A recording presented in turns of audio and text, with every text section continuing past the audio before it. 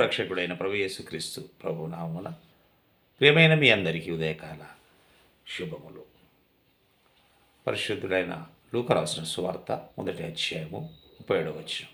దేవుడు చెప్పిన ఏ మాట అయినను నిరర్థకము కానేరదని ఆమెతో చెప్పాను. నిరర్థకము, దీనికి అర్థం లేకపోవడం, నిష్ఫలం, వ్యర్థం, ప్రయోజనం లేనిది, నిరుపయోగం, యూజ్లెస్. దేవుడు చెప్పిన ఏ మాట, పరిశుద్ధ గ్రంథంలో దేవుడు మాట్లాడాడు, భక్తులతో మాట్లాడాడు, నమ్మగన్న ఆయన విశ్వాసులతో మాట్లాడాడు. ఆయన మాట మీద నమ్మకం ఉంచారు, తద్వారా వాళ్ళు మేలును పొందారు. ప్రవక్తలతో మాట్లాడాడు,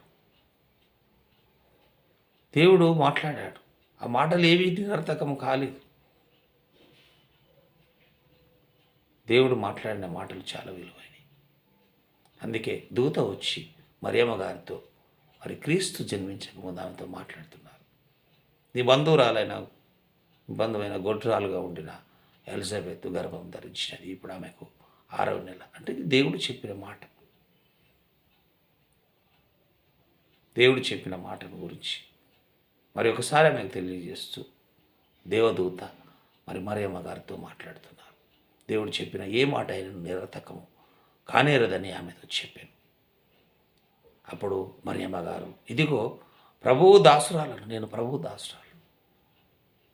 దాసులు ఎప్పుడు యజమానుల మాటలకు విలువనిస్తారు.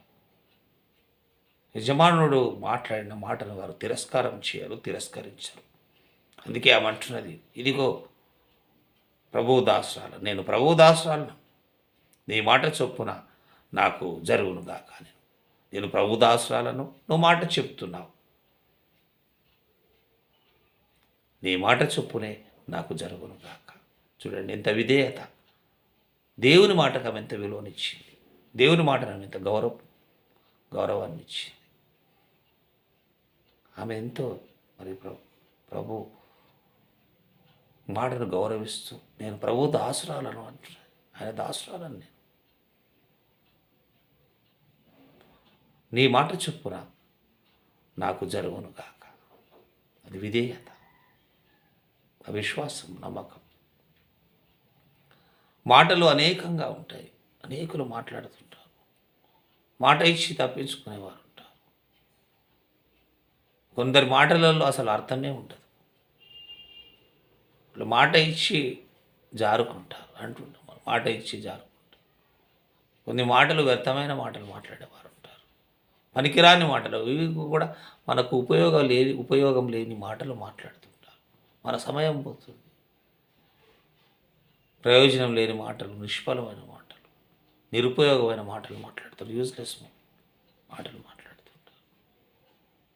దేవుడు చెప్పిన మాట, పరిశుద్ధ గ్రంథంలో దేవుడు మాట్లాడాడు. పరిశుద్ధ గ్రంథం తెరిచి మనం చదివినప్పుడు, ఆ మాటలు మనం ధ్యానించినప్పుడు దేవుడు మాట్లాడుతున్నాడు మనతో అనుకోవాలి. మనం ప్రార్థన చేయడం కూడా దేవుడితో మాట్లాడడం. మరి దేవుని మాటకు మనం ఎంత విలువనిస్తున్నాం, ఎంత సమయాన్ని ఇస్తున్నాం? దేవుని మాటలు వినేవారిగా ఉంటున్నామా?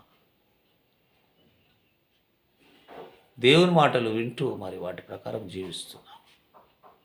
మనకు మనం ప్రశ్నించుకోవాలి. దేవుడు చెప్పిన ఏ మాట కూడా నిరర్థకము కాదు. పరిశుద్ధ గ్రంథం తెరిచి చదివినప్పుడు మనం అనుకోవాలి, దేవుడు మనతో మాట్లాడుతున్నాడు. ఈ వాక్యం వచ్చిందంటే నా కొరకు వచ్చిన వాక్యము. ఈరోజు దేవుడు నాతో మాట్లాడుతున్నాడు. నేను ప్రార్థనలో ఉంటున్నానంటే దేవునికి నాకు సంబంధం ఉంది. దేవుడు చెప్పిన ఏ మాట కూడా నిరర్థకం కాదు. అందుకే చూడండి, మరియమ్మ గారు ఎంత విశ్వాసంతో, విధేయతతో ప్రభువు దాసురాలను అంటారు. అంటే అంత నమ్మకం, విశ్వాసం. నీ మాట చొప్పున నాకు జరుగునుగాక. అవును, దేవుని మాట చొప్పునే అన్నీ జరుగుతుంటాయి. ఆ విశ్వాసం మరియమ్మ గారికి ఉన్న విశ్వాసం మనకు ఉండాలి. దేవుని దాసులుగానే మనం ఉండాలి. ఇంకెవరికి దాసులము కాదు, ఇంకొకరికి దాసులం కాకూడదు. శ్రమలు, ఇబ్బందులు, కష్టాలు,